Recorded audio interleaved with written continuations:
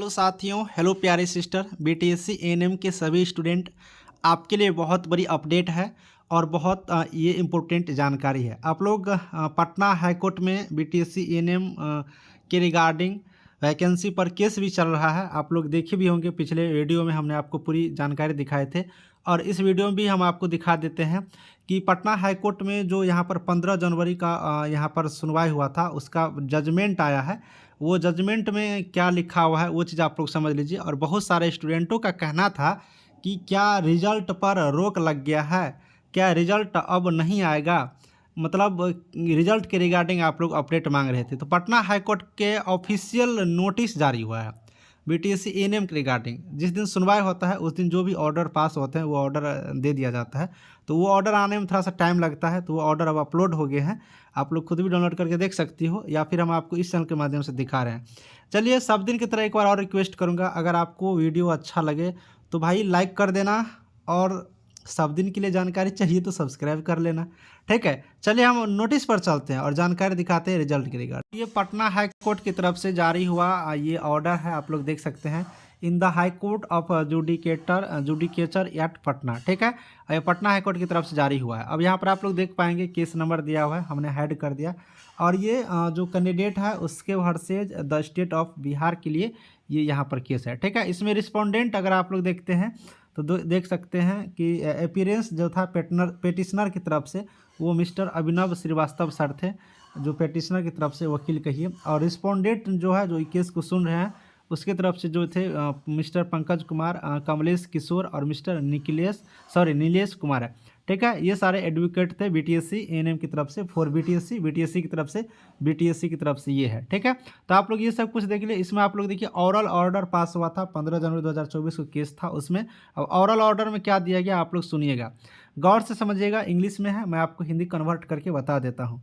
The learn counsel for the respondent seek a short adjustment for filing the requisite counter affidavit but has submitted that since all such matter involving.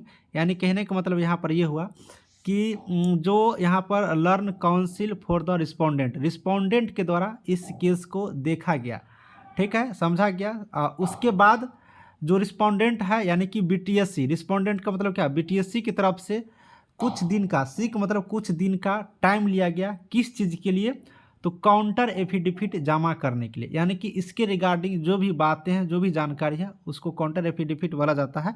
तो वो counter affidavit जमा करेगा BTSC इस case के regarding. इसके लिए कुछ दिन का सीक शॉर्ट एडजस्टमेंट, यानी कुछ दिन के लिए ये समय मांग लिए हैं। तो अब बीटीएससी इसके लिए क्या करेगा, काउंटर एफिडेविट जमा करेंगे। इसके साथ ही ये भी बोल रहे हैं इसमें कि involving same and similar issues has been directed to be listed 22 January 2024। यानी कि बहुत सारे केस है जो इसी के समान है, इसी प्रकार है, बहुत सारे केस, और सभी केस को 22 जनवरी 2024 को लिस्ट किया गया है, ठीक है। तो अब इस प्रकार के जो भी केस है सबको 22 जनवरी को लिस्ट किया गया है। इसीलिए इस केस को भी, यानी कि आप लोग का जो बीटीएससी एएनएम के रिगार्डिंग है, जो काउंटर एफिडेविट जमा होगा, उस केस को भी 22 जनवरी 2024 के डेट में सुने जाएंगे 10:30 AM में, ठीक है। ये चीज़ हो गया। अब यहाँ पर वो तो केस के रिगार्डिंग था, क्या हुआ नहीं हुआ वो समझ गए।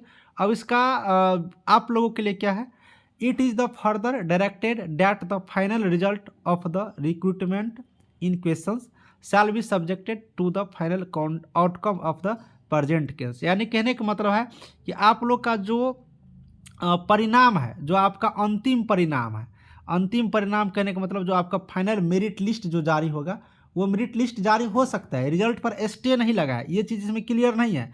लेकिन जो यहाँ पर कोर्ट जो डिसीजन देंगे, फाइनल आउटकम जो आएगा पटना हाई कोर्ट की तरफ से, और उस डिसीजन में जो चीज़ लिखा रहेगा उसी के अकॉर्डिंग, उसी के अनुसार, उसी के अनुरूप आपका जो मेरिट लिस्ट होगा, फाइनल जो रिजल्ट होगा, वो रिजल्ट यहाँ पर बनेंगे। तो आपकी जो यहाँ पर रिजल्ट की प्रक्रिया है वो अभी चालू रहेगा, इस नोटिस के अकॉर्डिंग वो सब कुछ आगे बढ़ता रहेगा। लेकिन आपका जो फाइनल रिजल्ट जो है वो किसके अधीन होगा, तो फाइनल जो जजमेंट आएंगे पटना हाईकोर्ट की तरफ से उसके अधीन होगा। उसमें जो भी बातें लिखे रहेंगे पटना हाईकोर्ट, उसी के अकॉर्डिंग बीटीएससी यहाँ पर सारे चीज़ करेंगे। तो अब पटना हाईकोर्ट देखिए फाइनल जजमेंट कब देता है, क्या होता है, 22 जनवरी को लिस्ट किया गया है। अगर 22 जनवरी को फाइनल अपडेट आ जाता है और उसमें जो भी जानकारी लिखे रहेंगे उसके अकॉर्डिंग बीटीएससी करेगा। बाकी अपना कोर्ट भी कार्य कर रहे हैं, बीटीएससी भी अपना कार्य कर रहे हैं, ठीक है। लेकिन यहाँ पर जो अंतिम परिणाम है वो किसके अधीन होगा, तो पटना हाईकोर्ट के जजमेंट के अधीन होगा। इस जो नोटिस है इसके अकॉर्डिंग हमने आपको पूरी कंप्लीट जानकारी दिखा दी। अब हम लोग का इंतजार रहेगा 22 जनवरी को क्या कुछ वहाँ पर परिणाम निकल कर आते हैं, हाईकोर्ट क्या इनके बारे में जानकारी देती है। जो भी होगा हम आपको अपडेट देंगे। आज की इस वीडियो में इतना ही रहने देता हूँ। सभी को थैंक यू।